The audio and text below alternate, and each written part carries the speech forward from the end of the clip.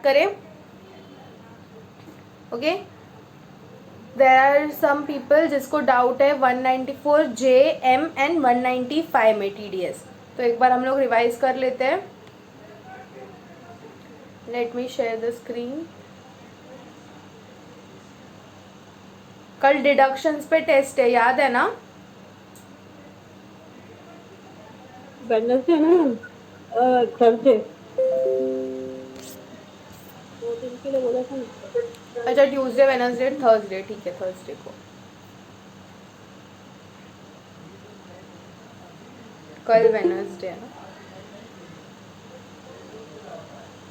मैंने set of पे नहीं है. नहीं, सेट ऑफ ठीक है, मतलब सिर्फ एक बार प्रोविजंस कर लेना उसके ऊपर ऐसा स्पेसिफिक कर, क्योंकि उसमें से हार्डली 1 या 2 मार्क का क्वेश्चन आता है. तो उसका प्रोविजंस कर लेना. उसके क्वेश्चंस पे मतलब ज़्यादा इतना टाइम इन्वेस्ट मत करना, प्रोविजंस पढ़ लेना एक बार. और जो हम लोग ने मतलब ये वाले जो प्रोविजंस वाले शीट में जो ना बेसिकली पास्ट एग्जाम्स कर लेना, एक्स्ट्रा क्वेश्चंस नहीं करोगे तो चलेगा. पास्ट एग्जाम्स क्वेश्चंस जो है वो कर लेना, तो उसे क्या एक पैटर्न पता चल जाएगा एक्स्ट्रा. बाकी सब चैप्टर में variety of questions is important. वो सेट ऑफ और क्लबिंग में पास्ट एग्जाम्स कर लेना, दैट मच इज इम्पॉर्टेंट. उतना बस हो गया क्या? हाँ, 194 जे. पहले एक बार 194 जे कवर करते हैं. फर्स्ट ऑफ ऑल 194 जे किसके लिए है? TDS on professional services. Word क्या यूज किया है यहाँ पे?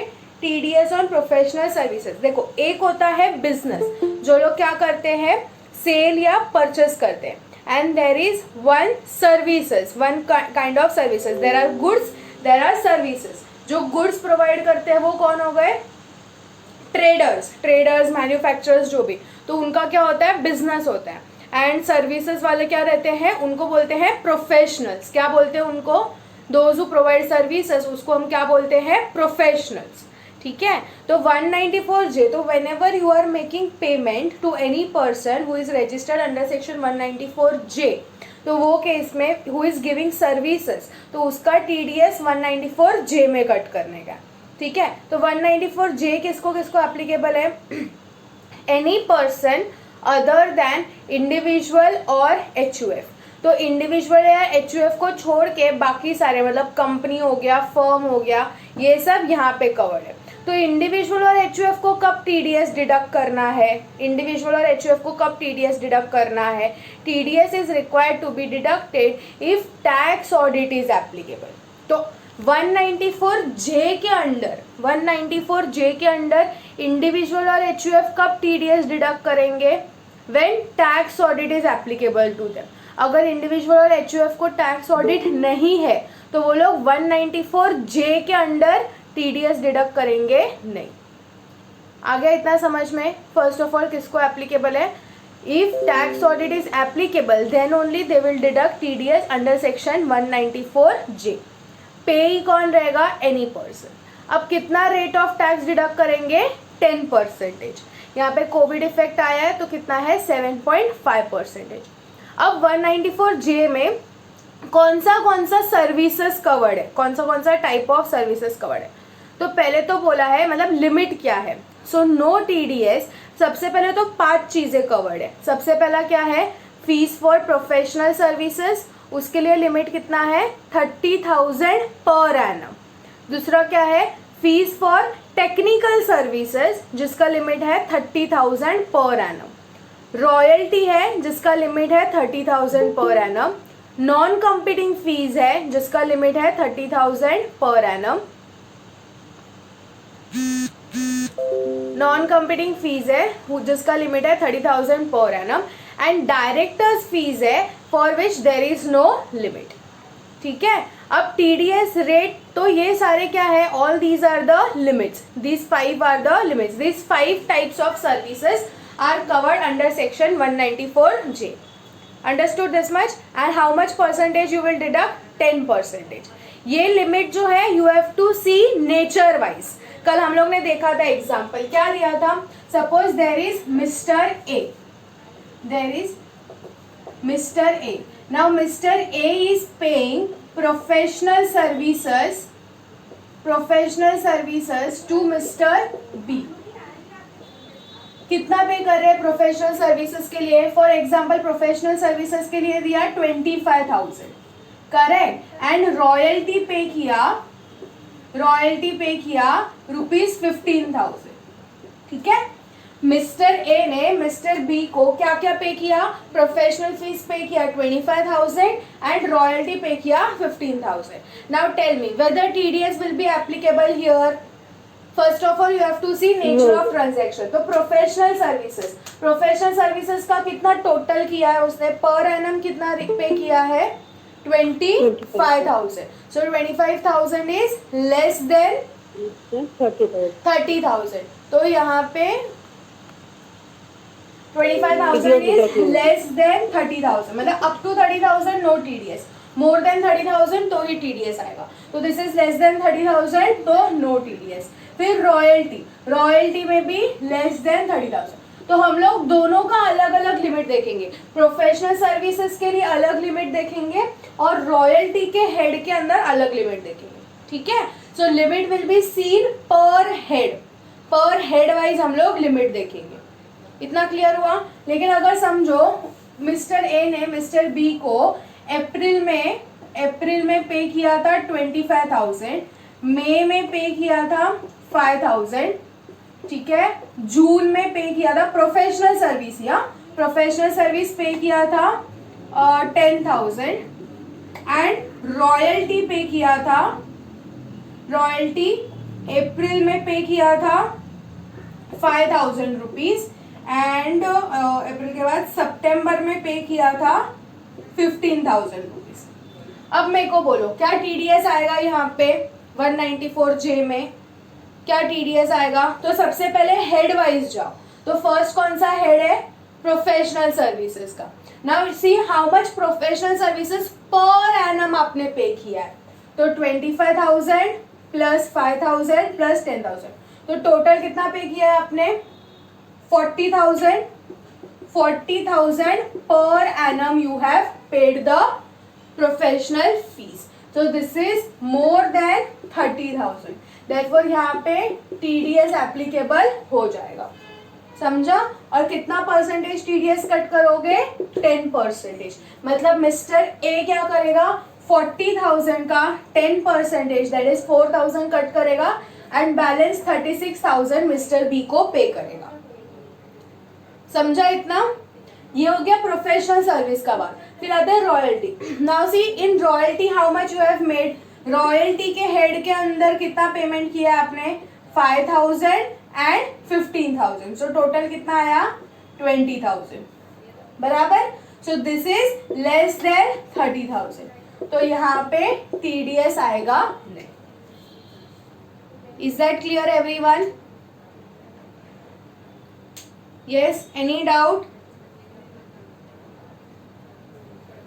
अरे यार नेटवर्क चला गया, शिट।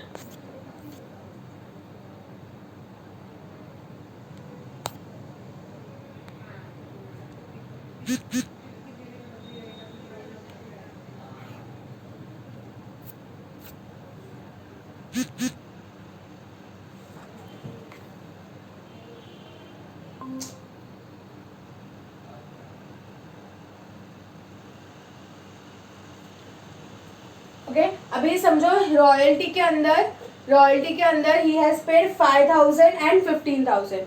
सो 5,000 एंड 15,000 क्या है? Less than 30,000। तो यहाँ पे टीडीएस लगेगा क्या? 20,000 टोटल, तो यहाँ पे टीडीएस लगेगा नहीं। आया समझ में? तो प्रोफेशनल सर्विस में TDS will be applicable but royalty में TDS will not be applicable. Is that clear? Yes, everyone. Okay. Now this the rate of the TDS is 10%, but there are certain cases where the TDS is 2%. तीन situation के अंदर. So when you are paying these three kind of payments, that time you have to deduct the 2% TDS. तो कौन सा TDS है? 2% when you are making any payment to call centre, because कोई company है, अब जैसे कि अमेजोन हो गया, बराबर, तो अभी अमेजोन का जो भी सर्विस सेंटर वगैरह है वो सब कौन है, दे बीपीओ के तरफ से ऑपरेट होता है, मतलब कॉल सेंटर के तरफ से। So call centres are providing services to companies, तो वो केस में क्या होता है, कंपनी उनको जो फीस पे करेगी, दे आर गिविंग सर्विसेज ना, सेल्स नहीं कर रहे, कॉल सेंटर क्या दे रहे हैं, सर्विसेज प्रोवाइड कर रहे हैं, तो सर्विसेज प्रोवाइड किया मतलब प्रोफेशनल सर्विसेज हो गया, तो वो केस के अंदर जो कंपनी उनको पेमेंट करेगी वो केस में they will deduct the 2% of TDS under section 194J। फिर एफटीएस, नॉट एफटीएस मतलब क्या, fees for technical services not being professional services, and last है royalty in case of movie. तो ये 3 केस के अंदर 2% टैक्स डिडक्ट होगा। ओके, फिर नेक्स्ट एक आता है 194M। तो 194M क्या दिया है, देखो, टीडीएस ऑन कॉन्ट्रैक्ट।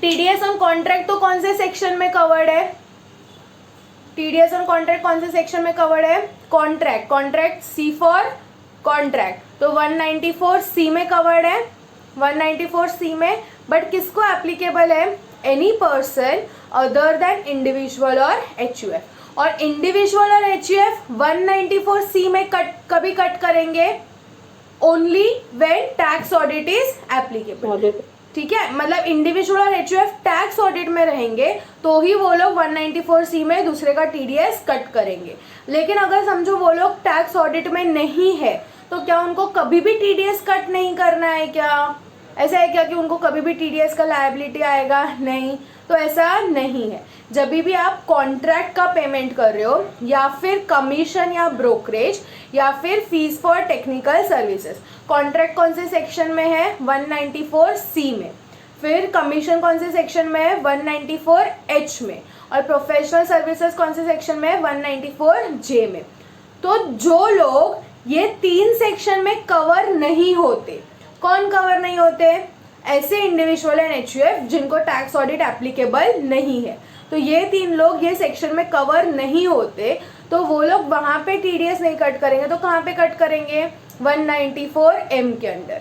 लेकिन कभी कट करेंगे, उसका लिमिट देखो बहुत ज्यादा है, कितना है, 50 लाख रुपीज, ठीक है, कॉन्ट्रैक्ट में लिमिट कितना था, 30,000, single contract 30,000, aggregate 1 lakh, commission में लिमिट कितना था, 15,000, और प्रोफेशनल सर्विस में लिमिट कितना था, 30,000, ठीक है, लेकिन यहाँ पे देखो, यहाँ पे लिमिट बहुत ज्यादा है, कितना है, 50 लाख रुपीज, ठीक है। तो इंडिविजुअल और एचयूएफ जो लोग क्या पे कर रहे हैं, कॉन्ट्रैक्ट, कमीशन और प्रोफेशनल फीस, एंड उनको टैक्स ऑडिट नहीं है, उनको टैक्स ऑडिट नहीं एप्लीकेबल है, तो उनको कब टीडीएस कट करना है, when the amount is up to 50 lakh तो no TDS, when the amount is more than 50 lakh तो ही टीडीएस कट करना है, ठीक है, कितना परसेंटेज पे, 5%। Okay. Next is section 195. 195 is TDS on any sum payable to non-resident या foreign company. तो अगर आप किसी नॉन रेसिडेंट या फॉरेन कंपनी को पेमेंट कर रहे हो तो कौन से रेट से पे करोगे, DTAA का रेट। DTAA का रेट मैंने कल एक्सप्लेन किया था कि जो नॉन रेसिडेंट रहता है उसको क्या हो जाता है, कभी कभी इंडिया, उसको डबल टैक्स लग जाता है, मतलब इंडिया में भी टैक्स लगता है एंड फॉरेन कंट्री में भी टैक्स लगता है ऑन द सेम इनकम, ठीक है, एक ही इनकम रहेगा, उस इनकम के ऊपर इंडिया में भी टैक्स लगेगा, उस इनकम के ऊपर फॉरेन में भी टैक्स लगता है, सो जिसके वजह से उसको डबल टैक्सेशन हो जाता है।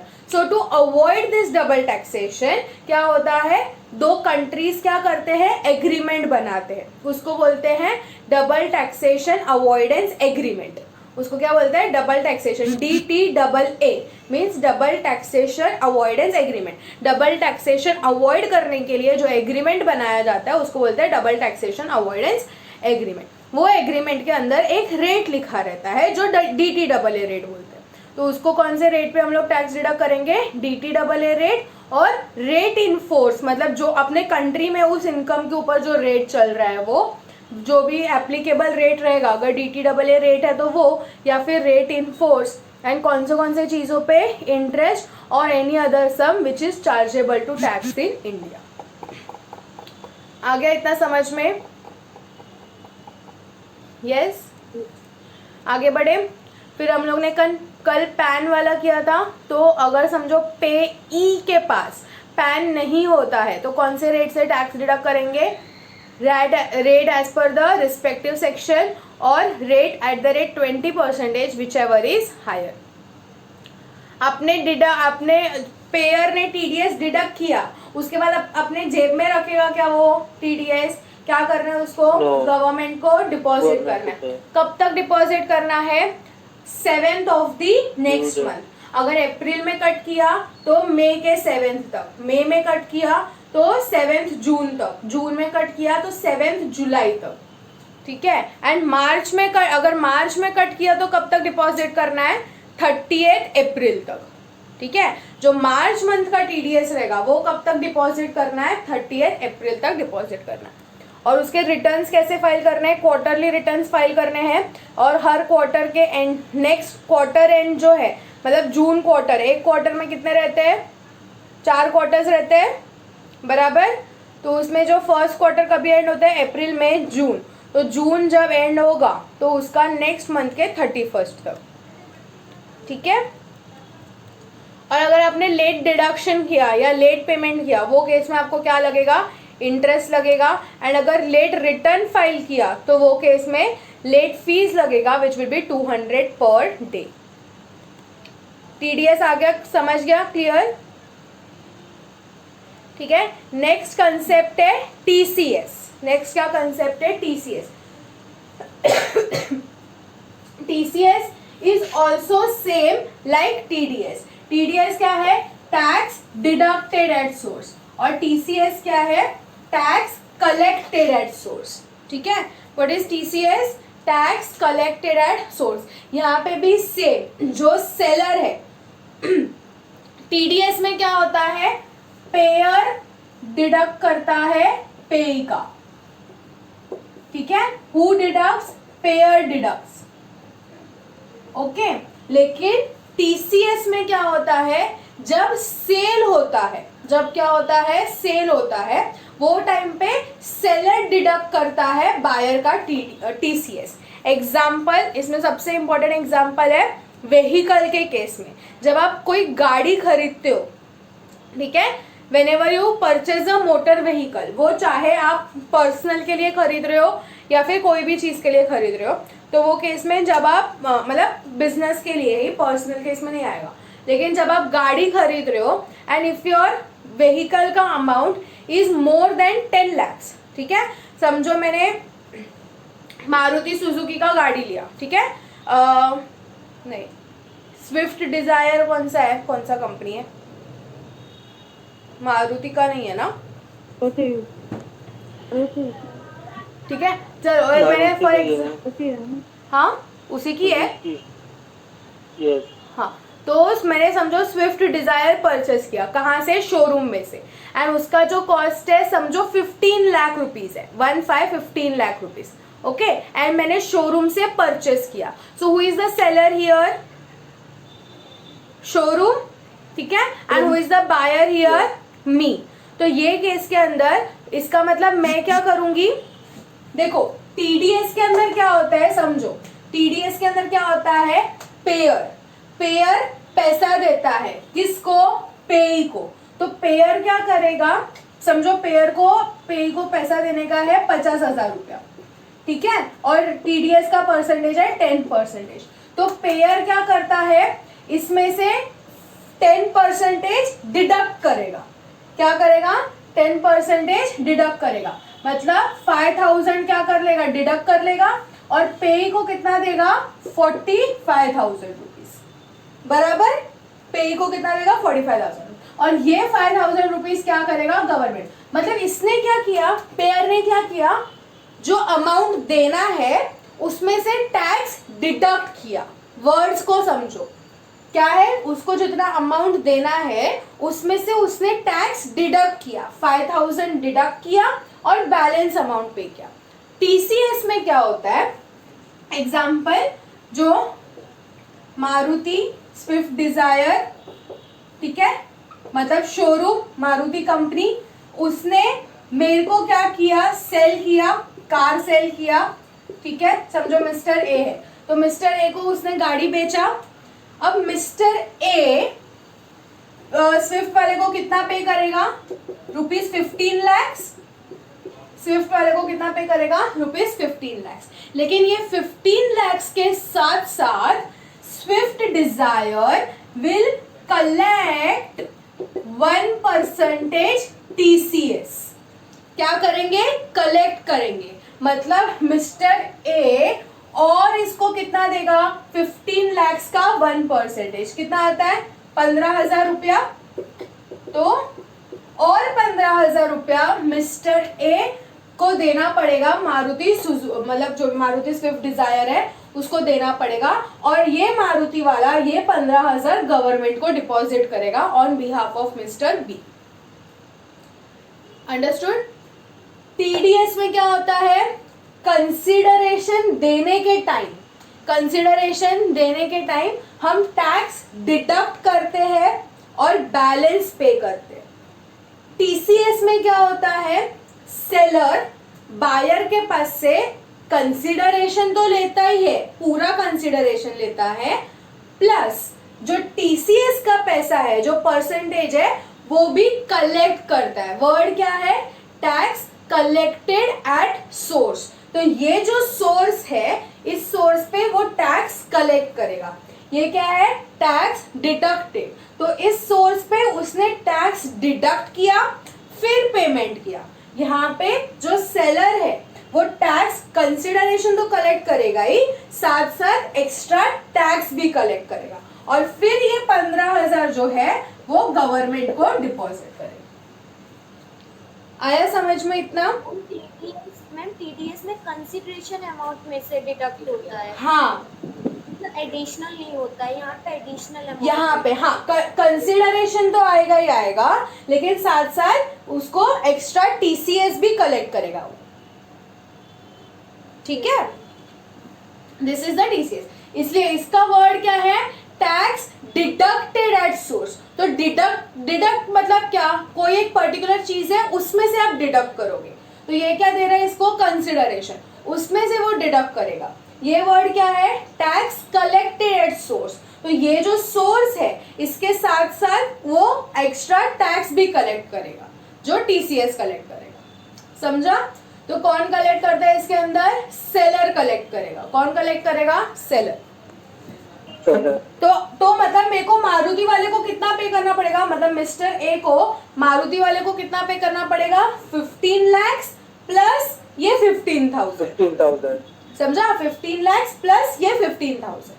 अब ये 15,000 तो चला गया गवर्नमेंट के पास, और ये मारुति वाला क्या अपने जेब में रखेगा ये 15,000? नहीं, उसको ये 15,000 क्या करना पड़ेगा, गवर्नमेंट को डिपॉजिट करना पड़ेगा। ठीक है, वो गवर्नमेंट को डिपॉजिट करेगा। तो मिस्टर ए को इससे क्या फायदा होगा, जब मिस्टर ए अपना रिटर्न फाइल करेगा तो हम लोग ने देखा था टीडीएस कैसे क्लेम करते हैं, वैसे ही टीसीएस का भी बेनिफिट मिल जाएगा। मतलब इन शॉर्ट, अभी मिस्टर ए का 15,000 रुपया गवर्नमेंट के पास है।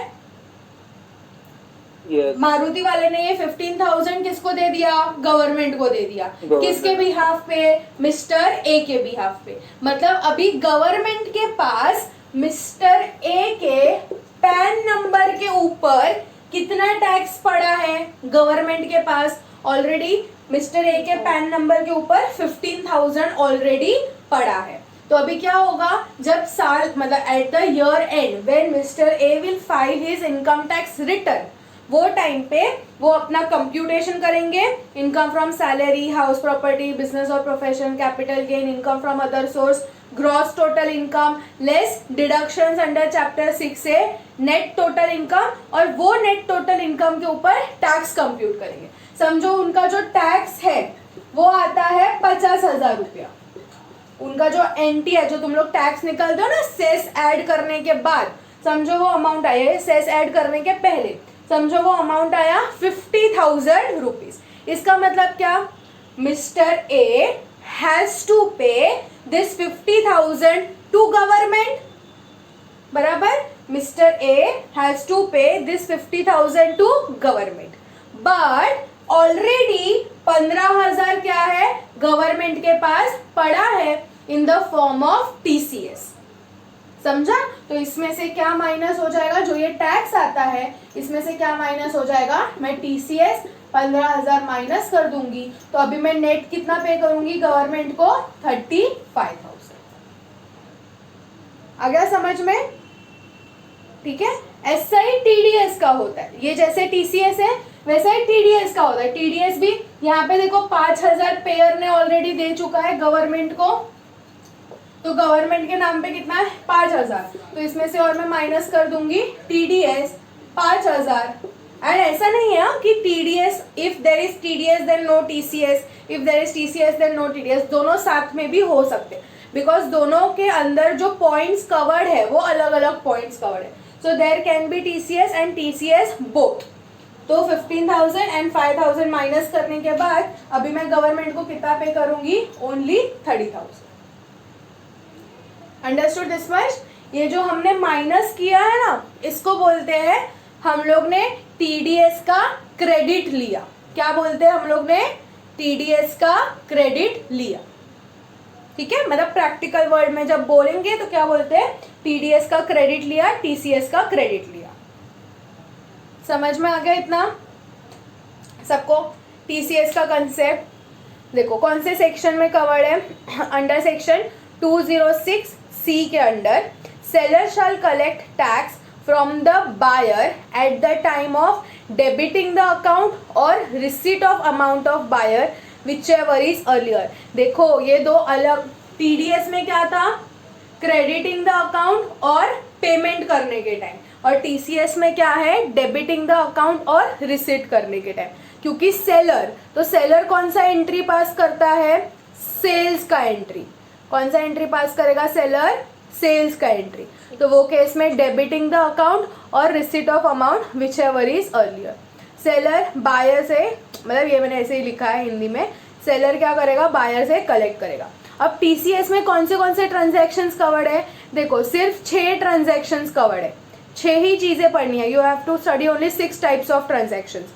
परसेंटेज क्या है, देखो इसमें भी कोविड का इफेक्ट आया है। फर्स्ट आइटम है सबसे पहले alcoholic liquor for human consumption. कौन सा है, alcoholic liquor for human consumption, मतलब तुम लोग का दारू के ऊपर TCS कितना है, 1%। और जो कोविड इफेक्ट है इसके ऊपर कोविड इफेक्ट नहीं आया, क्योंकि कोविड में सबसे ज्यादा यही बिक रहा था, तो इसके ऊपर कुछ कोविड इफेक्ट, इसका टैक्स परसेंटेज कम नहीं किया। नेक्स्ट आता है ये तेंदू लीव्स, मतलब जो बीड़ी वगैरह में काम आते हैं ना वो, फिर timber and other forest product, तो तेंदू लीव्स के ऊपर TCS कितना परसेंटेज है, 5%। और कोविड इफेक्ट आया है तो सब, कोविड इफेक्ट मतलब जब मैं बोलूंगी कोविड इफेक्ट मतलब समझ जाना कि सब में 25% कम करना है। और तुम लोग भी ये परसेंटेज इंडिविजुअली याद मत रखना, सिर्फ इतना याद रखना ये कोविड इफेक्ट है या नहीं है। ओके, ये पॉइंट याद रखना, कोविड इफेक्ट है तो चुपचाप जो भी परसेंटेज रहेगा उसमें से 25% माइनस कर देना, सो दैट तुम लोग को एक ही रेट याद रखना पड़े, ये वाला रेट याद रखने की जरूरत नहीं है। तो तेंदू लीव्स के ऊपर कितना है, 5%। उसके बाद timber and other forest products के ऊपर 2.5%। उसके बाद अगर स्क्रैप है देन 1%। मिनरल्स बीइंग कोल, लिग्नाइट और आयरन ओर, उसके ऊपर 1%। And motor vehicle only if consideration is more then ₹10 lakhs। Only if consideration is more then 10 lakhs, मतलब अगर तुम लोग 10 लाख से ज्यादा का गाड़ी खरीदते हो तो ही सेलर TCS कलेक्ट करेगा, ठीक है, अदरवाइज TCS कलेक्ट नहीं करेगा। इसलिए मैंने एग्जांपल में 15 लाख लिया था। Okay, so motor vehicle only if consideration is more then 10 lakhs then only TCS will be collected. What percentage? 1%. समझा इतना सबको? Yes. Next है TCS is not applicable if buyer is government। अगर buyer कौन है, गवर्नमेंट है, embassies है, consulates है, हाई कमीशन और institutions notified under United Nations act 1947। Next, TCS is not applicable in case of point 1 to 5 if goods are purchased for personal consumption। देखो point number 1 to 5, 125, मतलब ये रहा alcoholic liquor, tendu leaves, timber and other products, scrap और mineral oils. तो अगर ये 5 चीजें आप पर्सनल पर्पस के लिए यूज करते हो, ठीक है, इसलिए अभी तुम लोग सब लोग तो 18 बिलो रहोगे या पता नहीं रहेगा। अगर दारू के दुकान पे जाओगे तो वहां पे कोई भी तुम लोग से TCS अलग से कलेक्ट नहीं करेगा, GST लगता है, वो भी कहाँ पे, रेस्टोरेंट्स में, ठीक है। Alcoholic liquor for human consumption वगैरह वो तो GST के भी बाहर है। Alcoholic liquor for human consumption is out of GST, only beverages are covered, not alcoholic liquor for human consumption. तो ये 5 चीजें जो है, if these are consumed for personal consumption, personal purpose के लिए है, तो वो केस में TCS will not be applicable. कभी एप्लीकेबल होगा, only if it is for business purpose, okay. जैसे अल्कोहलिक लिकर अगर देखने गए तो कभी कभी कुछ कुछ मेडिसिन में काम आता है, कफ सिरप्स वगैरह में काम आता है। तो अगर वो पर्पस के लिए हम लोग खरीदते हैं, या फिर A ने B से खरीदा है फॉर बिजनेस पर्पस एंड फिर B आगे सेल करने वाला है, तो वहां पे TCS एप्लीकेबल होता है। पर्सनल जो रिटेल रहता है, रिटेल वाला, उसमें नहीं एप्लीकेबल होता है। लेकिन 6th आइटम जो है, motor vehicle, motor vehicle even if it is for personal consumption, फिर भी उसके ऊपर TCS लगेगा। मोटर व्हीकल पर्सनल पर्पस के लिए है, मतलब मैंने अगर मोटर व्हीकल खरीदा और समझो मैंने मर्सिडीज खरीदा 50 लाख का, 50-60 लाख का, जितने का भी आता है, समझो 60 लाख का मर्सिडीज खरीदा, मेरे बिजनेस पर्पस के लिए नहीं है, पर्सनल पर्पस के लिए, लेकिन फिर भी वो मर्सिडीज वाले क्या करेंगे, TCS कलेक्ट करेंगे। समझ गया इतना? और ये टाइम पे ना ये एक प्रॉब्लम हो जाता है, वो तो ऑब्वियसली जो 60 लाख का गाड़ी खरीदेगा उसका रिटर्न तो ज्यादा रहेगा ही, उसको इनकम टैक्स रिटर्न तो फाइल करना ही पड़ेगा। If collectee does not furnish the PAN, जैसे हम लोग ने ऊपर देखा था TDS के अंदर PAN नहीं रहेगा तो कितना परसेंटेज रहता है? If there is no PAN then what percentage?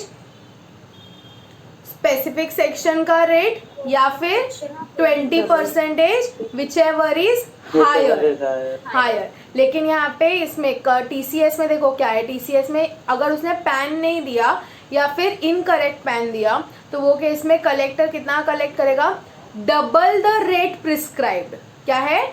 Double the rate prescribed और 5% whichever is लोअर, ठीक है। तो डबल द रेट प्रिस्क्राइब, जो भी सेक्शन, अगर समझो स्क्रैप का लिया हम लोग ने, तो स्क्रैप का कितना है 1%, तो डबल द रेट मतलब 2% और 5% whichever is लोअर।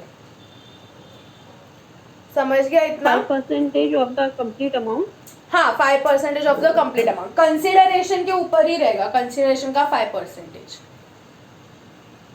ठीक है। समझ गया इतना?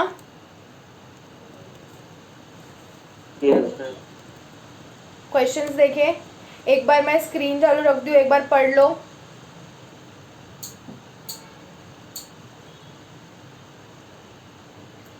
लेक्चर है क्या 8:30 को? Yes ma'am. Yes ma'am. ठीक है।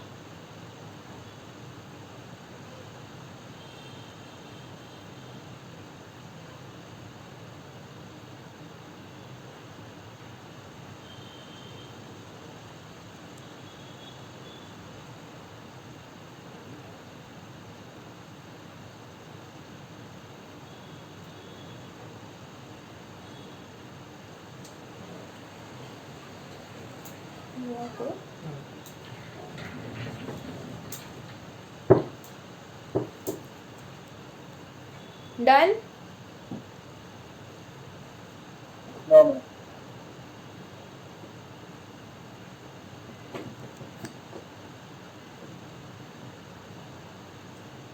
क्वेश्चंस करें?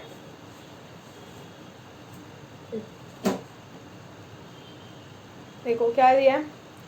Mr. Rajan, a trader in a furniture items, acquired a motor car of rupees 11 lakhs by availing loan from a nationalized bank. The amount was paid by demand draft. the amount was paid by demand draft. The amount of tax collectible at source by the car dealer who sold the car is dash. कितने का car खरीदा उसने? 11 lakhs का, बराबर. तो कितना आएगा TDS? गाड़ी के ऊपर TDS, TCS कितना है? Sorry, 1%. So what will it will be nil. 22,000 of 2%, 11,000 of 1%, or 1,10,000 at the rate 10%. It will be 1%, 11,000. State whether the tax is required to be collected at source under the provisions of 206C of the Income Tax Act by a person making dash payment of dividend, winning from horse races, sale of motor car of the value exceeding rupees 10 lakhs by a dealer to the customer, or payment to non-resident. 206C में TCS किसके ऊपर आएगा? Dividend के ऊपर आएगा, winning from horse race के ऊपर आएगा, मोटर व्हीकल पे आएगा, या पेमेंट टू नॉन रेसिडेंट पे आएगा? किस पे आएगा? Sale of motor vehicle. Next,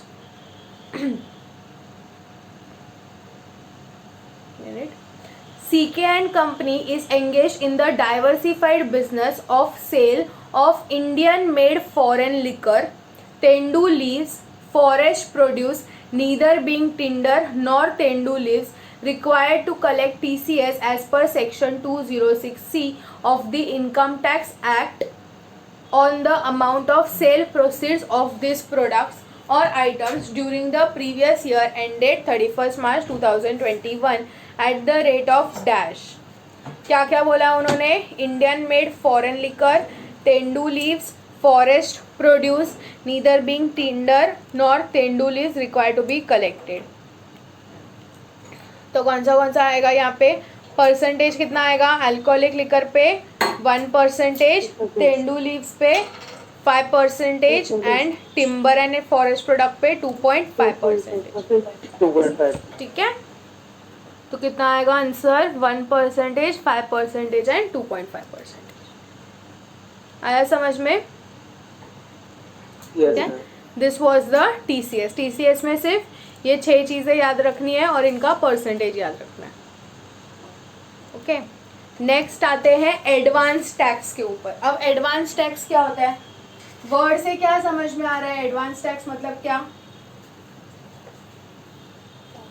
tax advance में दिया, पहले दिया था. Yes, tax paid in advance. Generally हम टैक्स कभी पे करते हैं? When do we pay tax? If अगर समझो अपना कौन सा प्रीवियस ईयर है? प्रीवियस ईयर 2021, मतलब 1 अप्रैल 20 से लेके 31 मार्च 21. तो इसका टैक्स मैं कभी पे करूंगी? When will I pay tax for 1 April 20 to 31 March 21 का टैक्स? कब, कौन से साल में? 31 मार्च के बाद, मतलब assessment year 21-22. Okay, so generally your liability, इसका मतलब क्या कि आप ये पूरा साल इनकम अर्न करोगे, you will earn the income, और इस इनकम के ऊपर आप असेसमेंट ईयर, मतलब जैसे ही मार्च खत्म हो जाएगा, फिर मार्च खत्म होने के बाद आप असेसमेंट ईयर में क्या करोगे? अपना कैलकुलेशन करोगे कि मैंने ये पूरे साल में कितना इनकम कमाया, पूरे साल में कितना इन्वेस्टमेंट किया जिसके ऊपर मेरे को डिडक्शन मिलेगा, LIC, मेडिक्लेम क्या क्या भरा जिसका मैं डिडक्शन क्लेम कर सकता हूँ, फिर उससे मेरे को आएगा NTI, और वो NTI के ऊपर हम क्या पे करेंगे? अपना टैक्स कैलकुलेट करेंगे. एंड वो गवर्नमेंट को कब पे करते हैं? जब हम रिटर्न फाइल करते हैं. ठीक है, when do we pay tax to the government? When do we pay tax to the government? When we calculate the income tax, when we file the income tax return. तो कभी file करते हैं हम लोग इनकम टैक्स रिटर्न? 31 अक्टूबर तक. ठीक है, 31 अक्टूबर तक हम लोग क्या करते हैं? अपना इनकम टैक्स रिटर्न फाइल करते हैं. तो इस दिन तक हम लोग गवर्नमेंट को टैक्स पे कर सकते हैं. ओके, 31 अक्टूबर तक हम लोग गवर्नमेंट को टैक्स पे कर सकते हैं. Is that clear? But of which year? Of assessment year. 31 October 21 assessment year में. Okay, now what do you mean by advance tax? Advance tax मतलब क्या? आप टैक्स कब पे कर रहे हो? एडवांस में पे कर रहे हो। तो नॉर्मली कब पे करते हो? असेसमेंट ईयर में। तो फिर एडवांस का मतलब क्या? एडवांस का मतलब क्या? मतलब कब पे कर रहे हो? प्रीवियस ईयर में ही टैक्स पे कर रहे हो, ठीक है? You are paying tax in previous year only, understood? So previous year का टैक्स आप प्रीवियस ईयर में ही पे करते हो, इंस्टेड ऑफ असेसमेंट ईयर आप टैक्स पे कर रहे हो, रिटर्न नहीं फाइल कर रहे हो। आप क्या कर रहे हो? टैक्स पे कर रहे हो। फॉर एग्जाम्पल, अभी फॉर एग्जाम्पल मेरा जो भी प्रोफेशनल फीस है, मेरे को मालूम है कि मैं yearly per annum, example I am earning 50 lakh rupees per annum, I am earning 50 lakh rupees, ठीक है? मेरे को मालूम है कि मेरा हर साल का 50 लाख के आसपास इनकम रहता है। तो अगर मैं इसके ऊपर टैक्स कैलकुलेट करने जाऊं तो मेरा पूरे साल का टैक्स कितना आएगा? 15 लाख से ज्यादा, ठीक है? 15 लाख तक पकड़ो, 12 लाख 13 लाख, फॉर एग्जाम्पल मैं एज्यूम करती हूँ राउंड फिगर 10 लाख पकड़ो। So example 10 lakh is my tax. तो मेरे को for previous year 2021 I am earning 50 lakhs on which I have to pay tax of 10 lakh rupees, ठीक है? I know this much. So ये पूरा 10 lakhs मेरे को अगर 31st मार्च को if I have to pay एक साथ, मतलब अगर मेरे को लमसम पे करना पड़ेगा, तो वो केस में मेरे को प्रॉब्लम आ जाएगा कि पूरा 10 लाख मेरे को साथ में पे करना पड़ेगा, तो वो केस में मेरे को प्रॉब्लम आ जाएगा। इसलिए मेरे पास क्या है, government has given me the provision कि I can pay this 10 lakhs in installments, I can pay this 10 lakhs in installments, ठीक है? ये पूरा साथ में एक साथ 10 लाख भरना मेरे लिए भारी हो जाएगा, तो इसलिए गवर्नमेंट ने क्या दिया है, ये 10 लाख भरने के लिए इंस्टॉलमेंट का स्कीम दिया है कि आप इंस्टॉलमेंट में टैक्स भर सकते हो। तो कैसे इंस्टॉलमेंट में टैक्स भरोगे? लेकिन उसके लिए you have to pay tax in the previous year, understood? आप प्रीवियस ईयर में थोड़ा थोड़ा थोड़ा करके, मतलब there are 4 instalments, so you can pay your tax in the same previous year in 4 instalments, उसको बोलते हैं एडवांस टैक्स। आया इतना समझ में? Yes, generally when do you pay tax? In the assessment year. But what do you mean by advance tax? Earning income in previous year and paying tax on that income in the previous year itself. इसका फायदा क्या होगा? इसका फायदा क्या होगा? Yes, अगर मैं प्रीवियस ईयर में पे कर रही हूँ, हाँ, yes, सॉरी, बोलो। burden get reduced. At the end of the year, मतलब समझो ये 10 लाख है, तो मैंने क्या किया, मैंने 2 लाख ऐसे करके मैंने 4 इंस्टॉलमेंट भर दिए, ऐसे करके मैंने क्या कर दिए, 4 इंस्टॉलमेंट भर दिए। फिर जब असेसमेंट ईयर में मेरा इनकम कंप्यूटेशन होगा, असेसमेंट ईयर में क्या होगा, इनकम कंप्यूटेशन होगा, इनकम कंप्यूटेशन होगा, वो टाइम पे मेरा इनकम कैलकुलेट होगा, तो इनकम कैलकुलेट होगा। अब इनकम कैलकुलेट होने पे मेरा इनकम आया, उसके ऊपर टैक्स कैलकुलेट होगा, तो टैक्स कैलकुलेट होगा, तो वो टाइम पे मेरा टैक्स आया 10 लाख रुपया। अब ये 10 लाख में से मैं already 2 lakhs into 4 installments, that means 8 lakhs. तो out of this 10 lakhs, I have already paid 8 lakhs to government in the previous year itself in the form of advance tax. This is the 10 lakhs, my net liability. Out of this 10 lakhs, I have already paid 8 lakh rupees to government in the previous year. तो इसमें से मैं क्या करूंगी, मेरे को advance tax का क्या मिल जाएगा, क्रेडिट मिल जाएगा। जैसे TDS TCS का मिला था, वैसे ही एडवांस टैक्स का भी क्या हो जाएगा, 8 लाख हम इसमें से माइनस कर देंगे, तो अभी मैं गवर्नमेंट को कितना पे करूंगी, 2 लाख रुपीस पे करूंगी, ठीक है? क्या अभी मेरे को भारी पड़ेगा ये 2 लाख रुपया भरना? नहीं, समझा? लेकिन अगर साथ में 10 लाख भरना पड़ता so it was a bit difficult for me, but when I pay in instalment तो इट इज फाइन. ठीक है, अमाउंट आउटफ्लो मेरा उतना ही गया, but there is a difference of instalment. Is that clear? Yes. Yes, ma'am. Okay. So that is the advance tax. Understood everyone? Just like the TDS and TCS, आपको advance tax का भी concept मिल जाएगा, sorry credit मिल जाएगा. समझा? क्या दिया है अभी पढ़ते हैं. Advance tax means tax paid in the financial year immediately preceding the assessment year. Immediately preceding the assessment year, तो असेसमेंट ईयर के पहले के साल को क्या बोलते हैं हम लोग? असेसमेंट ईयर के पहले वाले साल को क्या बोलते हैं हम लोग? Previous year. तो इसका मतलब क्या? Advance tax means tax paid in the previous year. जो प्रीवियस ईयर में हम टैक्स भरते हैं, अगर प्रीवियस ईयर के लिए तुमने प्रीवियस ईयर में कोई भी टैक्स भरा उसको हम लोग एडवांस टैक्स बोलेंगे.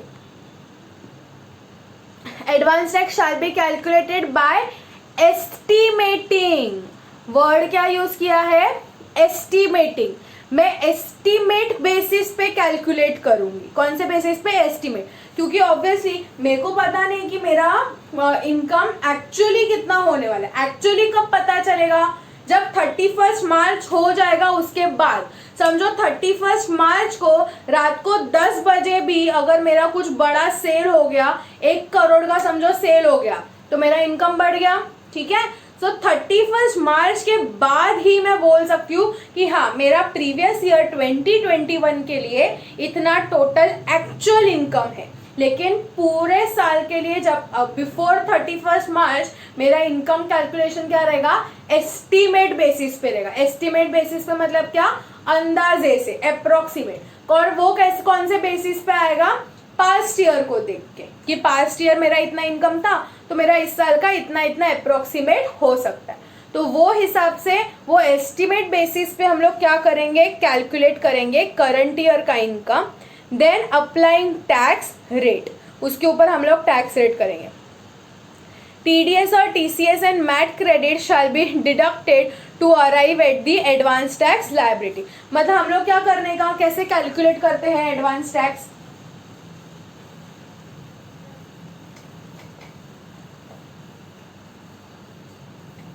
देखो एडवांस टैक्स ये है, आप CS बन जाओगे तो आपको भी एडवांस टैक्स पे करना पड़ेगा अनटिल एंड अनलेस आप एम्प्लॉयमेंट नहीं कर रहे हो. अगर खुद का प्रैक्टिस खोलोगे तो वो केस में आपको भी एडवांस टैक्स भरना पड़ेगा. तो देख लो कैसे करते हैं कैलकुलेशन. हम लोग कौन से साल के लिए कर रहे हैं? प्रीवियस ईयर 2021, मतलब 1 अप्रैल 20 से लेके 31 मार्च 21 तक. बराबर, इस साल के लिए एडवांस टैक्स कैलकुलेट करने का. तो नॉर्मल, जैसे हम लोग नॉर्मल कैलकुलेशन करते हैं टैक्स का, कैसे करते हैं नॉर्मल टैक्स का कैलकुलेशन? टैक्स कैसे करते हैं नॉर्मल? Slab rate. किस पे अप्लाई करते हो स्लैब रेट? वो स्लैब कहाँ से आता है?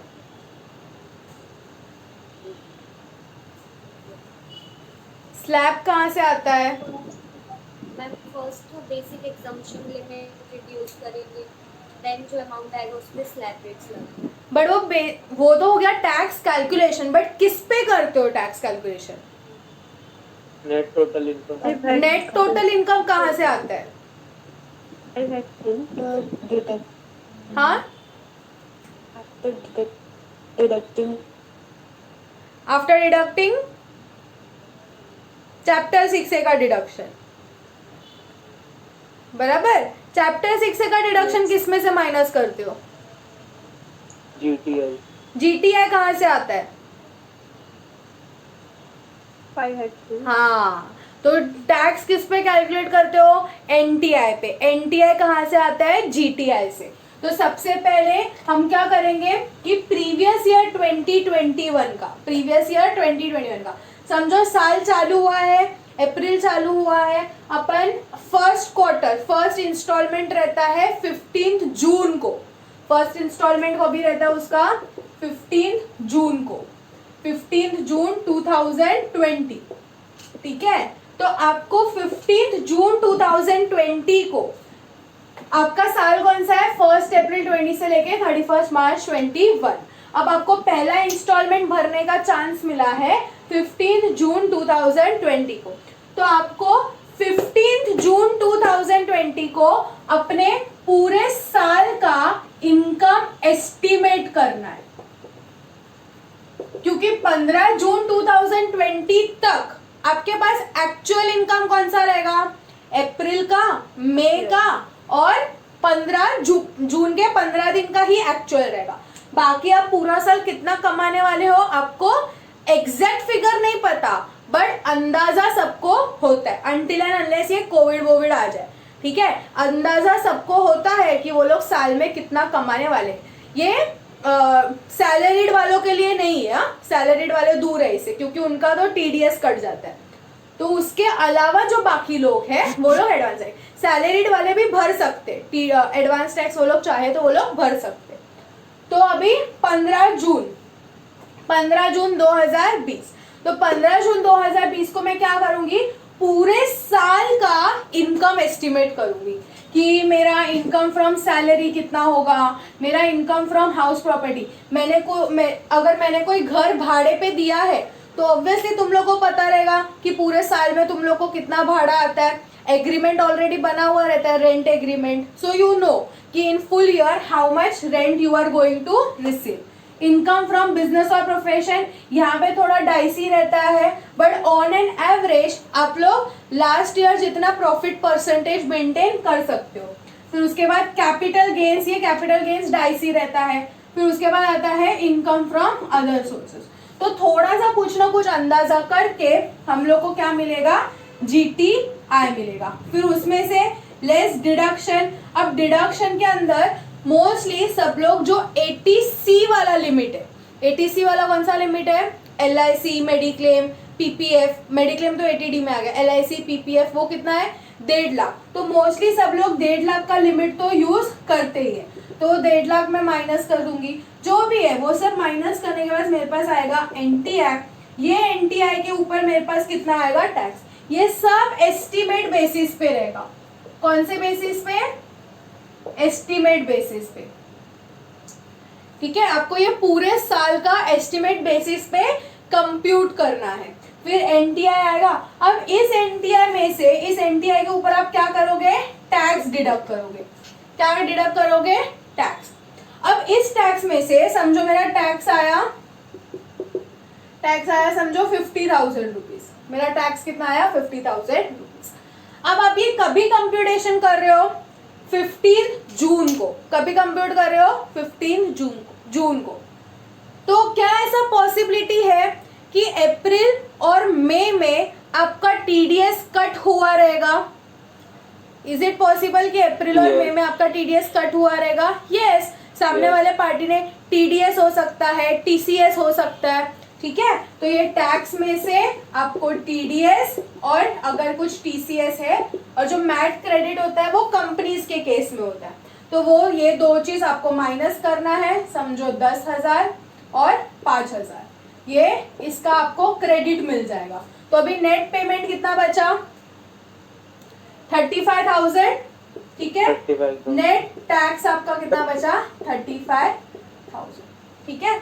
तो जब आपका ये जो नेट टैक्स है ना, ये नेट टैक्स अगर ये 10,000 से ज्यादा है, कितने से ज्यादा, 10,000 से ज्यादा, then assessee is liable to pay advance tax. समझा? If your this tax is net tax, if this is more than 10,000 rupees, then whoever the assessee is, he has to pay advance tax. मतलब उसको जो tax है वो previous year में ही पे करना पड़ेगा, ठीक है। अगर समझो यहाँ पे मेरा 35,000 नहीं और सिर्फ 5,000 आता था, तो मेरे को एडवांस टैक्स पे करने का जरूरत नहीं था। नो एडवांस टैक्स मतलब क्या, ये 5,000 मैं सीधा कभी पे करूंगी, असेसमेंट ईयर में, अंडरस्टूड। बट अपना लायबिलिटी कितना है, 35,000। तो ये 10,000 से ज्यादा है, this is more than 10,000, then the assessee is liable to pay advance tax. इसमें सिर्फ एक ही जन को एग्जाम्पशन दिया है, वो है रेसिडेंट सीनियर सिटीजन। जो सीनियर सिटीजन है तो उनको एडवांस टैक्स पे करने का जरूरत नहीं है, those who are resident senior citizen. So even if that tax amount is more than 35,000, then they don't have to pay the advance tax. वो लोग डायरेक्ट असेसमेंट ईयर में पे करेंगे तो भी चलेगा. समझा इतना? लेकिन अगर समझो कोई रेसिडेंट सीनियर सिटीजन है जिसका बिजनेस इनकम है, रेसिडेंट सीनियर सिटीजन जिसका बिजनेस इनकम है, तो उसको एडवांस टैक्स एप्लीकेबल हो जाएगा. तो किसको एग्जाम्प्ट है? सिर्फ resident senior citizen who is not having income from PGBP. ठीक है, सिर्फ इसको एग्जाम्पशन है. बाकी सबको एडवांस टैक्स पे करना है. लेकिन समझो कुछ लोग बोलेंगे नहीं मैं नहीं पे करेगा एडवांस टैक्स, क्या उखड़ लेगा इनकम टैक्स. ऐसा किसी ने बोला तो इनकम टैक्स क्या बोलेगा? हम क्या लगाएंगे? इंटरेस्ट लगाएंगे. क्या लगाएंगे? इंटरेस्ट. ठीक है, तुमको नहीं पे करना है, तुमको एडवांस टैक्स नहीं पे करना है, मत करो. हम क्या लगाएंगे तुम्हारे पे? इंटरेस्ट लगाएंगे. ठीक है, तो जब फाइनल कैलकुलेशन होगा, जब फाइनल कैलकुलेशन असेसमेंट ईयर के टाइम कैलकुलेशन होगा, वो टाइम पे इनकम टैक्स वाले क्या करेंगे? ये जो टैक्स है इसके साथ साथ इंटरेस्ट का पैसा भी चिपका देंगे. समझ गया इतना? एडवांस टैक्स तो क्या पढ़ा हम लोग? Yes, any doubt? Yes, ma'am. Ma'am, you said more than 10 lakhs, the TCS we should pay tax right now. In TCS. हाँ, for motor vehicle. Yeah. More than 10 lakhs means in one bill there should be 10 lakhs or.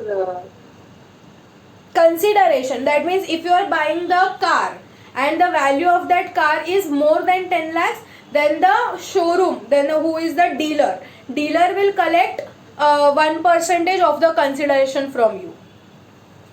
Okay. For example, you went to the showroom, you are purchasing car of say 20 lakh rupees. Okay. So the dealer, first of all, he will collect the sale price. That means you will pay 20 lakhs to the dealer, as well as the dealer will collect 1% of 20 lakhs. So 1% of 20 lakhs is 20,000. So you have to pay extra 20,000 also to the dealer. Okay. बढ़िया. Advance tax से TCS पे कहाँ पे पहुंच गए कि आप उधर ही हो अभी तक? No, ma'am. Actually, I was thought of asking at that time. अच्छा, ओके, नो प्रॉब्लम. ओके, ये समझा? तो क्या डिस्कस किया हम लोग ने? टीडीएस का, सॉरी टीसीएस नहीं, एडवांस टैक्स. क्या क्या? एडवांस टैक्स कभी पे करना होता है? प्रीवियस ईयर का एडवांस टैक्स प्रीवियस ईयर में ही पे करना होता है. तो कैसे पे करते हैं advance tax? On estimate basis. You have to calculate your tax on estimate basis. तो टैक्स कैसे कैलकुलेट करते हैं? पहले इनकम कैलकुलेट करते हैं. So how you calculate the income? Income from salary, house property, business और प्रोफेशन, कैपिटल गेन, ईफोस, जो भी क्लबिंग, अगर तुम लोगों को कुछ पता है क्लबिंग हो रहा है, सेट ऑफ हो रहा है, जो भी हो रहा है, सब नॉर्मली जो हम कंप्यूटेशन करते हैं असेसमेंट ईयर में, वो सारा कैलकुलेशन अभी करेंगे, लेकिन एस्टिमेट बेसिस पे. असेसमेंट ईयर में एक्चुअल बेसिस पे होता है, तो एस्टिमेट बेसिस पे करेंगे. एस्टिमेट बेसिस पे टैक्स आएगा. अगर कुछ टीडीएस टीसीएस कट हुआ है, वो सब क्रेडिट वेडिट देके you will calculate the net tax. अभी हम लोग कैलकुलेट कर रहे हैं फॉर दी फर्स्ट क्वार्टर. कौन से क्वार्टर के लिए? फर्स्ट क्वार्टर के लिए. तो फर्स्ट क्वार्टर मतलब अप टू 15 जून. तो आपका जो नेट टैक्स आया है, तो आपको 15 जून तक कितना डिपॉजिट करना है? 15% of the advance tax. 15% of the advance tax. तो मैं गवर्नमेंट को पूरा 35,000 में डिपॉजिट कर सकते हो, कुछ इशू नहीं है. अगर आप चाहो तो पूरा 35. गवर्नमेंट टैक्स लेने के लिए कभी ना नहीं बोलेगी, आपको जितना टैक्स देना उतना दे दो. ठीक है, तो आप पूरा 35,000 डिपॉजिट करना चाहते हो, गवर्नमेंट को पे करना चाहते हो, गवर्नमेंट खुशी खुशी ले लेगी पैसा. लेकिन आपको मिनिमम कितना डिपॉजिट करना है? 15%. तो 35,000 का 15% निकालो, कितना आता है?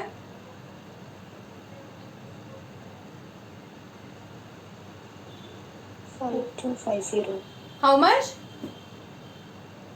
5250. 5250. तो मैं कितना डिपॉजिट करूंगी? What will be the first instalment? 5250. Understood everyone? ठीक है, फिर सेकंड कभी आएगा? सेकंड क्वार्टर, सेकंड कौन सा क्वार्टर रहता है? ये हो गया अप्रैल मई जून। अप्रैल में 15 जून को पे करना है, फिर उसके बाद जुलाई अगस्त सितंबर 15 सितंबर को पे करना है। I have given the due dates, देखो यहाँ पे 15 जून, 15 सितंबर, 15 दिसंबर और 15 मार्च, मतलब हर क्वार्टर एंड के 15 तारीख को। डोंट गेट कंफ्यूज्ड, ऊपर भी टीडीएस रिटर्न्स थे क्वार्टरली, ये देखो टीडीएस रिटर्न्स थे क्वार्टरली, रिटर्न्स भी क्वार्टरली फाइल करने का था, बट ड्यू डेट क्या था? नेक्स्ट मंथ के 31 तक। और टीसीएस रिटर्न कब फाइल करने का था? नेक्स्ट मंथ के 15 तक, नेक्स्ट मंथ के 15 तक। सिर्फ मार्च में अलग है, मार्च का कब फाइल करना है? 31 मई, और टीसीएस का फाइल करना है 15 मई को, क्वार्टर एंड के नेक्स्ट मंथ पे। लेकिन एडवांस टैक्स का ड्यू डेट क्या है? उस क्वार्टर एंड के 15 को।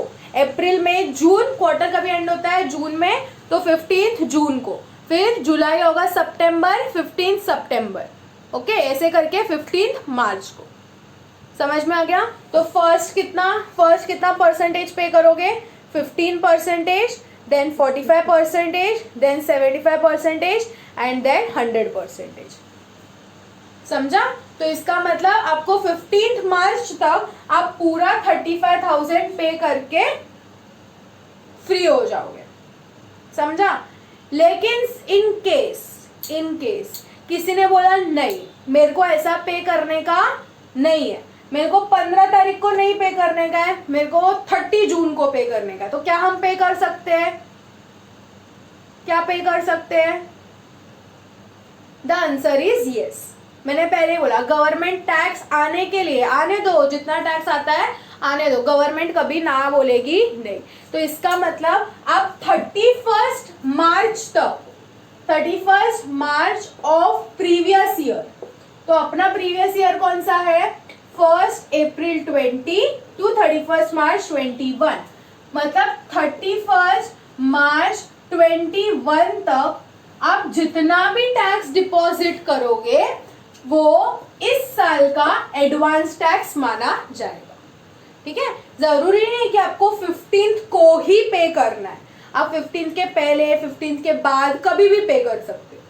ठीक है, जरूरी नहीं कि 15 सितंबर को ही पे करना है, फिर सितंबर के पहले, सितंबर के बाद, अक्टूबर में, नवंबर में, दिसंबर, जैन, फेब, मार्च कभी भी पे कर सकते हो। ये गवर्नमेंट ने सिर्फ ड्यू डेट्स दी है कि इतने से इतने तक आपको इतना अमाउंट पे करना है, इंस्टॉलमेंट इतना है, 15, 45, 75, 100%।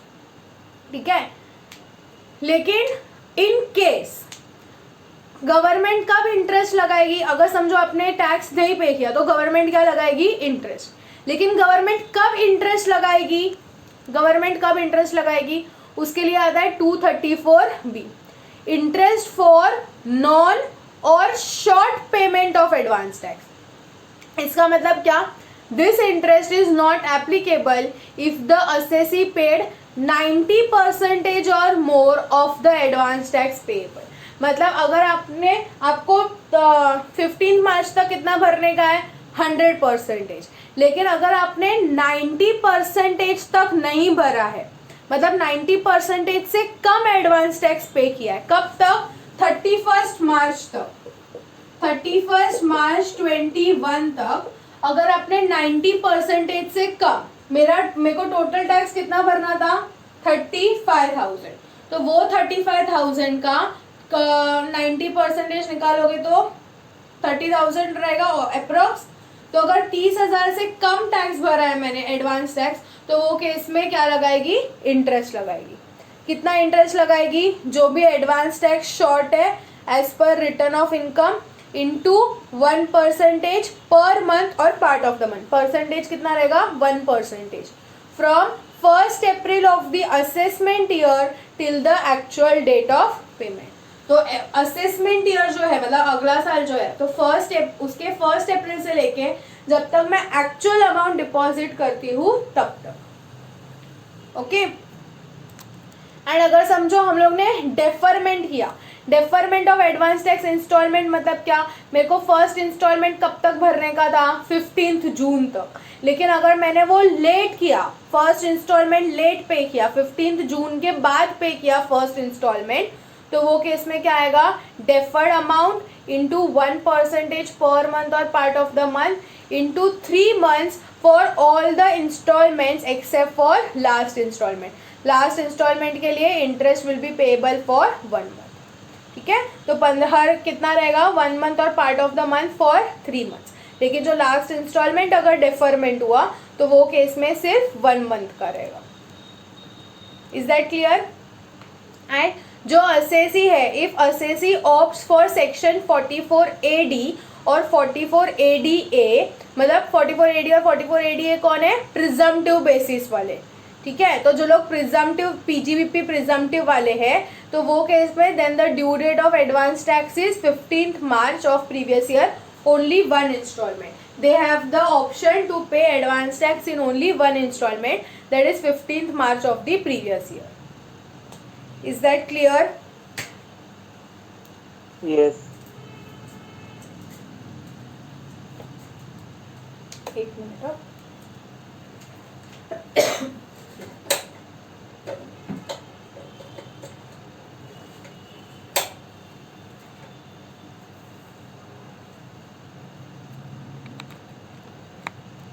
समझ गया इतना, ठीक है।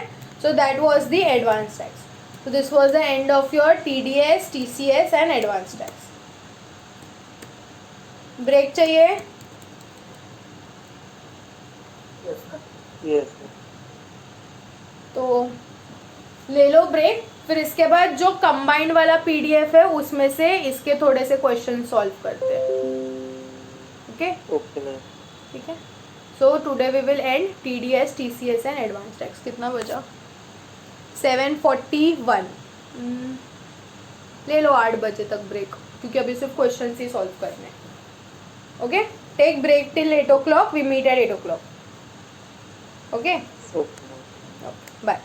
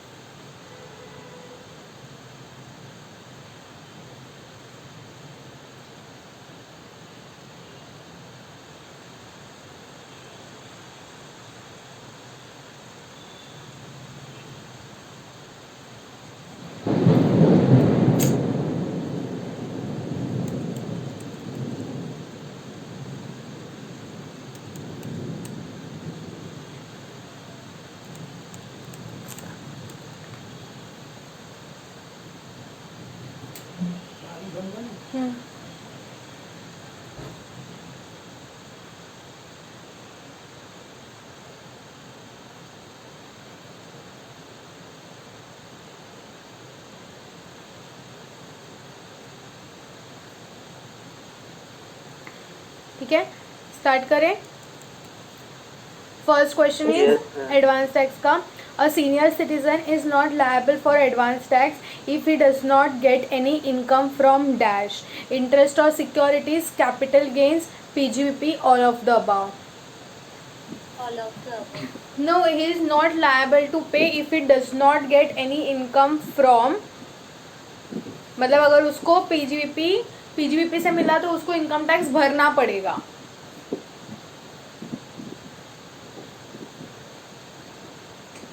एक्सेप्शन देना है पीजीबीपी। हाँ, एक्सेप्शन है, PGBP is exception. During which of the following assessee is not liable to pay advance tax? Not liable. A senior citizen having income under the head PGBP, a senior citizen not having income under the head PGBP, a super senior citizen having income under the head PGBP, a resident individual not being a senior citizen having income chargeable under the head PGBP. तो किसको advance tax नहीं भरना पड़ेगा चारों में से? Senior citizen not having income from PGBP. अगर उसको पीजीबीपी रहेगा तो टैक्स भरना पड़ेगा। Under section 208, it is obligatory for an assessee to pay advance tax where the tax payable is dash 10,000 or more, 20,000 or more, 5,000 or more, 8,000 or more. This 10,000 or more. Advance tax कभी पे करना पड़ेगा 10,000 और more. Next, in case of an individual assessee, amount of advance tax payable in the third installment. Third instalment में कितना पे होगा, मतलब 15 दिसंबर तक कितना पे होना चाहिए, 15 दिसंबर तक 75%. तो how much should be paid, 30%, 75%, 45% और 60%. How much should be paid, 75%. आगे भी ऐसे ही है, मतलब फर्स्ट इंस्टॉलमेंट में कितना, सेकंड में कितना, थर्ड में कितना, जाने दो, हम लोग कुछ कैलकुलेशन वाला देखते हैं. Okay, calculate the advance tax payable by Sumit on or before 15th September 2020 from the following: rent from house property 46,000 per month and municipal taxes paid by him 32,000. He has opted for the existing rates. Yes. क्या advance tax मतलब क्या, advance tax मतलब क्या, advance tax means nothing but normal tax जो हम लोग, advance tax means, एक second ना, एक सेकेंड अब खोले दरवाजो. Advance tax means normal tax जो हम लोग सिर्फ प्रीवियस ईयर में पे करते हैं. तो यहाँ पे अपने को नॉर्मल टैक्स कैलकुलेट करने का. तो बोलो रेंट फ्रॉम हाउस प्रॉपर्टी, कहाँ पे जाएगा ये rent from house property, income from house property में कितना दिया है, 46,000 पर मंथ. सो 46,000 इंटू 12 करेंगे तो कितना आएगा, 5,52,000, राइट. उसमें से माइनस करेंगे म्युनिसिपल टैक्सेस पेड, तो कितना आया, 5,20,000. अब 5,20,000 पे टैक्स कैलकुलेट करो, 5,20,000 पे टैक्स कैलकुलेट करो.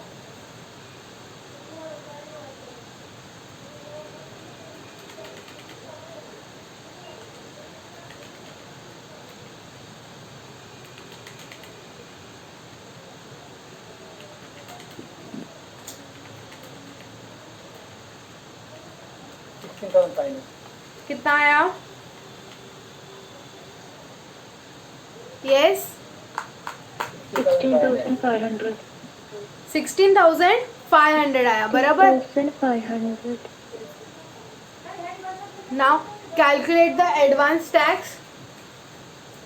Calculate the advance tax if rent from house property है उसका ऑन और बिफोर 15 सितंबर 2020. तो 15 सितंबर तक कितना भरना पड़ेगा उसको, 45%.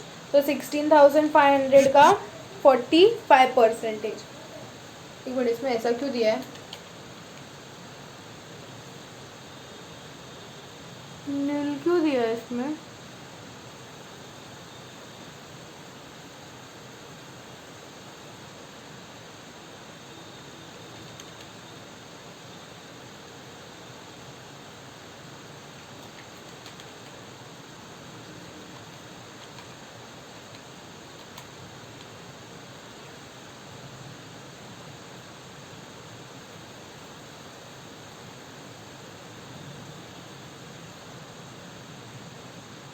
ऐसा क्यों दिया. assessee has opted for existing rates. existing rates मतलब नॉर्मल रेट्स.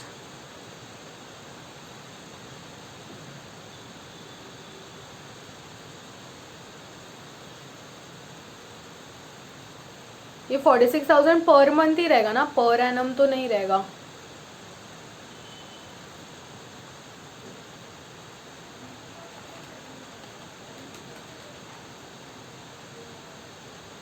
ये कुछ तो मिस्टेक है क्वेश्चन में, नील नहीं आएगा. नेक्स्ट एक देखते हैं. Has pension income of 2,40,000 and rental income computed of 3,60,000 for the financial year 2021. How much amount he must pay as advance tax in September 2020. Computed दिया है, मतलब ऑलरेडी वो लोग ने कैलकुलेट किया है. तो 2,40,000 प्लस 3,60,000, तो 6 lakhs आया. 2,50,000 पे 5% और 1 lakh पे 20%. That comes to 32,500. उसका भी नील है आंसर. हाँ, क्योंकि ये तो क्या है, ही इज एज 62 ईयर्स, मतलब सीनियर 62 years. सिटीजन है, तो नील है. सुमित का क्यों नील है? सुमित का कुछ तो क्वेश्चन में प्रॉब्लम है, या तो कुछ इन्फॉर्मेशन मिसिंग है या तो कुछ है. ठीक है, ये 60, ये तो इसका एज कितना है, 62 ईयर्स. अब 62 ईयर्स में उसको क्या क्या इनकम है? पहला तो क्या है, पेंशन इनकम. तो पेंशन इनकम किस में जाएगा उसका? इनकम फ्रॉम सैलरी में. और रेंटल इनकम कहाँ पे जाएगा? इनकम फ्रॉम हाउस प्रॉपर्टी में. So he is a senior citizen. Senior citizen है तो उसका एडवांस टैक्स पे करने का लायबिलिटी नहीं है. ओके, फिर 234B, वो तो तुम प्रोविजन पढ़ के. 234B कभी आएगा? व्हेन 90% ऑफ एडवांस टैक्स नहीं पे किया उसने तो.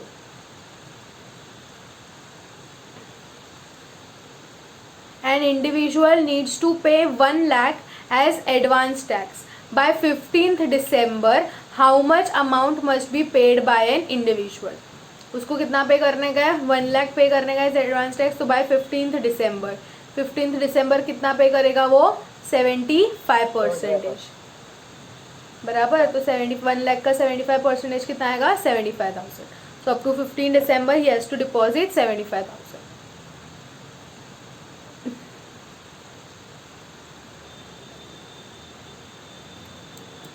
ये वाला एक करते हैं.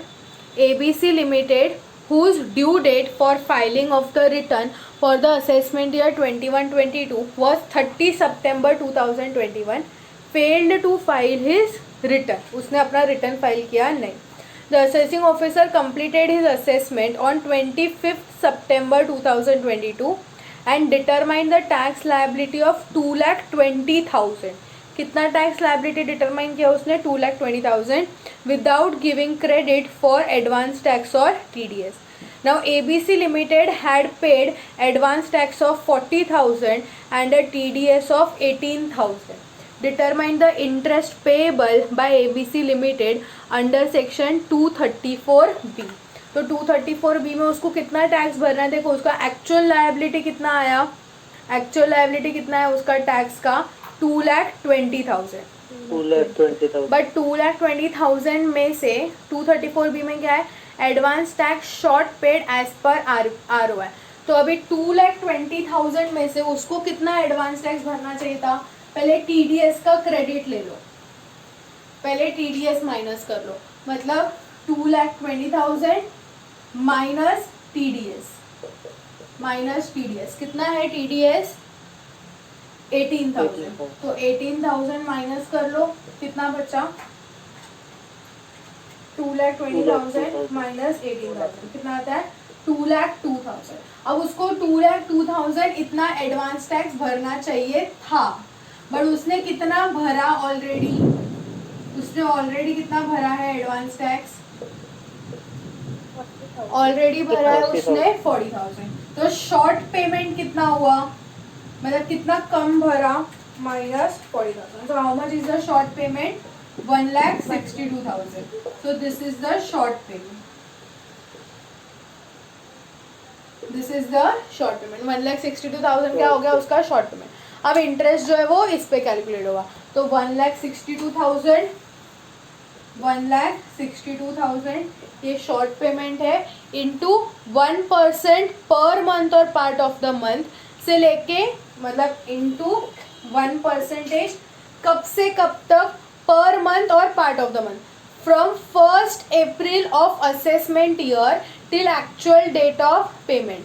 तो 1st April से लेके, मतलब 1st April 21 से लेके उसने कभी भरा TDS?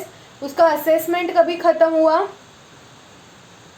असेसमेंट खत्म हुआ 25 सितंबर 22 को, तो यहाँ से लेके 25 सितंबर 22, देखो कितना महीना होता है, अप्रैल से लेके मार्च 22 का पूरा 12 मंथ्स, फुल 12 मंथ्स प्लस अप्रैल मई जून जुलाई अगस्त सितंबर 5 महीना प्लस 5 मंथ्स, मतलब टोटल कितना मंथ्स आ गया, 19 मंथ्स, बराबर। सो 1%, तो 1,60,000 17 मंथ हुआ ना मैम? हाँ सॉरी 17 मंथ्स हो गया, 17 मंथ्स। तो एक महीने का 1%, तो 17 महीने का कितना परसेंटेज हुआ, 1% पर मंथ और पार्ट ऑफ द मंथ, तो एक महीने का 1%, तो 17 महीने का कितना हो गया, 17%, तो 1,16,000 इंटू 17%। सब रॉन्ग क्यों आ रहा है आंसर?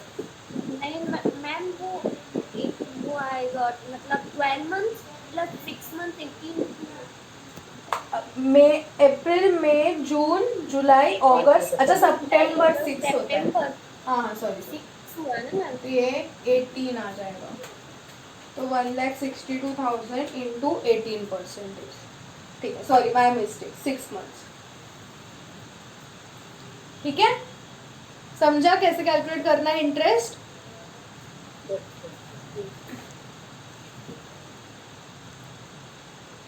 आगे बाकी तो वही सारे बेसिस पे कब से लेके कब तक कैलकुलेट करना है, 234 BC,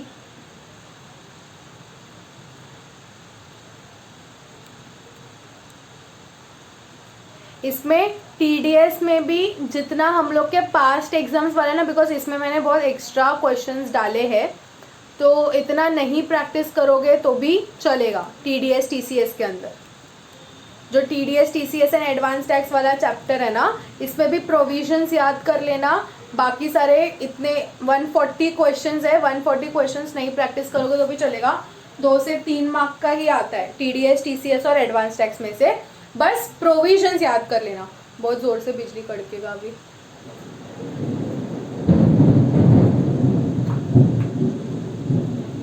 TDS TCS advance tax में मैं सेक्शन इंपॉर्टेंट बता देती हूँ। देखो सबसे पहले तो 194A, उसके बाद 194C, 194 वो नॉन रेसिडेंट वाला, 194E, 194J, 194H और 194I वाले सारे section, I, IA, IB, IC, ये वाले सारे सेक्शंस, और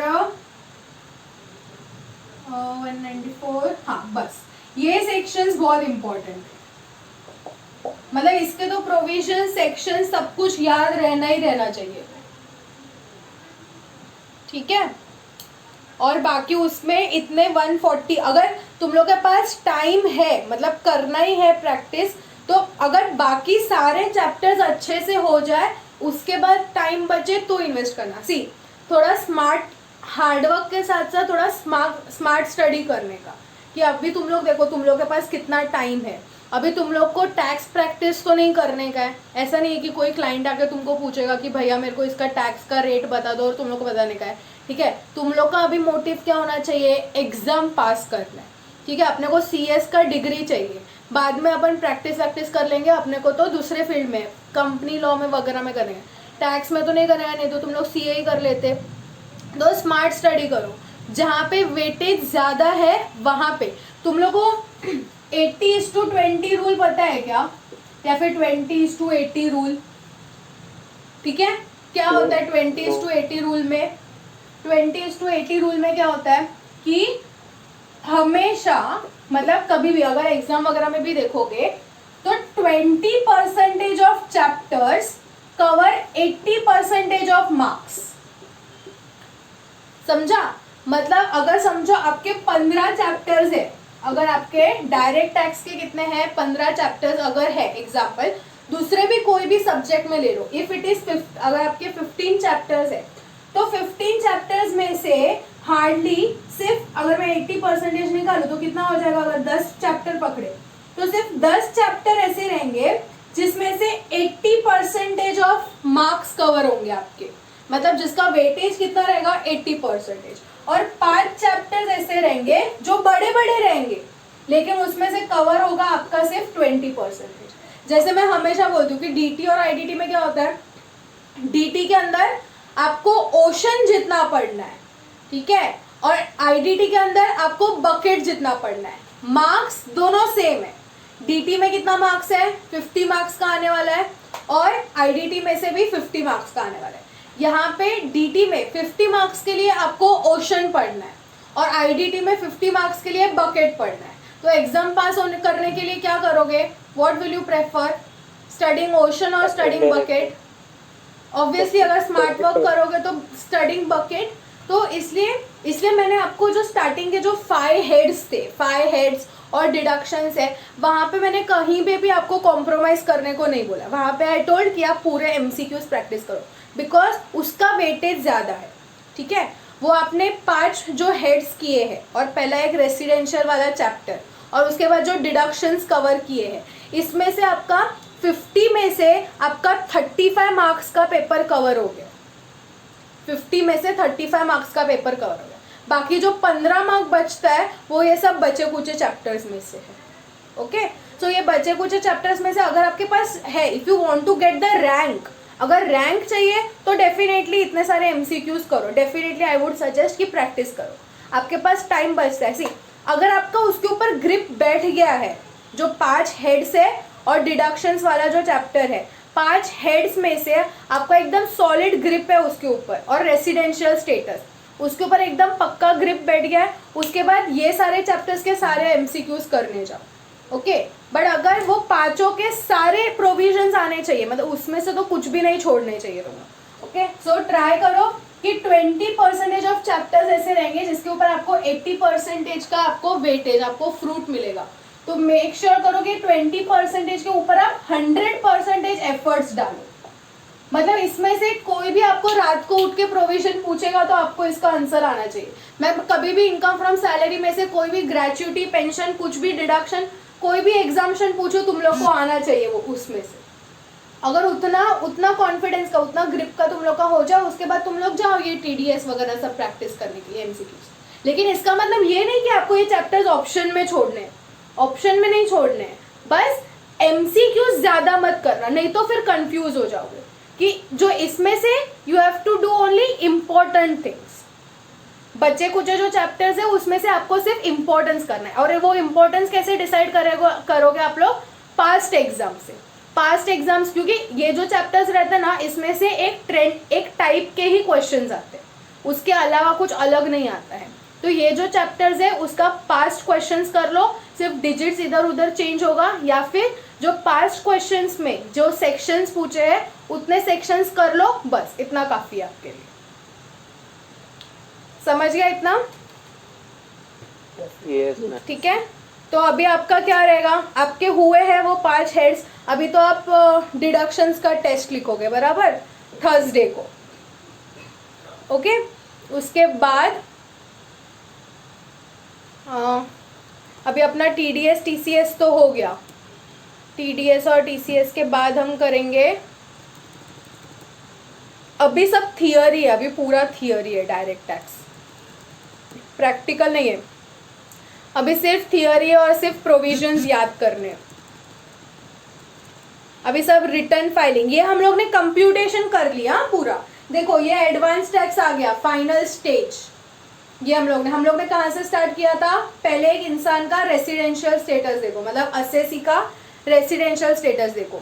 वो रेसिडेंशियल स्टेटस के हिसाब से उसका इनकम टैक्सेबल है या नॉन टैक्सेबल है। अगर टैक्सेबल है तो कौन से हेड के अंदर टैक्सेबल है, तो उसके लिए हम लोग ने 5 हेड स्टडी किए, income from salary, income from house property, PGBP, capital gain and IFOS. ये 5 हेड स्टडी किए। उसके बाद set off, carry forward, clubbing वगैरह किया, उससे बना ग्रॉस टोटल इनकम। फिर हम लोग ने पढ़ा डिडक्शंस, उससे बना net total income. Net total income के ऊपर हम क्या कैलकुलेट करते हैं? टैक्स। टैक्स में से क्या माइनस होगा? TDS, TCS, advance tax. तो वो चैप्टर हम लोग ने कंप्यूट कर, वो चैप्टर भी देख लिया। अब आ गया फाइनल नेट टैक्स लायबिलिटी। अब ये नेट टैक्स लायबिलिटी जो है वो अपने को गवर्नमेंट को पे करने का रहता है। तो कैसे पे करते हैं हम लोग, जब हम रिटर्न फाइल करते हैं। तो अभी कल से जो आपका रहेगा वो रिटर्न फाइलिंग वाला पॉइंट रहेगा, ठीक है। तो उसमें हम लोग को सब डिटेल से पढ़ना पड़ेगा, पैन वगैरह, पैन कार्ड कहाँ कहाँ पे लगता है, अभी सब थियरी चैप्टर्स है। Is that clear? Now mostly maximum, आज क्या है, आज मंडे की ट्यूसडे, आज ट्यूसडे है बराबर। मोस्ट प्रोबेबली नेक्स्ट ट्यूसडे तक आपका डायरेक्ट टैक्स खत्म हो जाएगा मेरे साइड से। आपके साइड से कितना हुआ है वो आपको पता है, ठीक है। कितना पढ़ के हुआ है, कितने तुम लोग ने लेक्चर्स अटेंड किए नहीं किए, नोट्स कितने कंप्लीट है कितने नहीं है। Now you have to take the charge. कल तो रिजल्ट है ना, 13 है कल। यस चलो जिसका भी रिजल्ट है उनको ऑल द बेस्ट। कुछ टेंशन वेंशन मत लेना, आज शांति से सोना आराम से। जो भी होगा आपका एफर्ट्स तो हो गया है देके। और बाकी लोग ध्यान रख लो कि अपना भी ये दिन आने वाला है बाद में, तो उस हिसाब से पढ़ाई चालू करो, ठीक है। Yes, ma'am. नेक्स्ट लेक्चर है ना तुम लोग Yes, का, ma'am. So we stop here. कल से पढ़ते हैं नया चैप्टर, ओके। चलो bye everyone, Okay, ma'am. Bye, good night Bye, ma'am. And all the best जिनका भी रिजल्ट है उनको, बाय।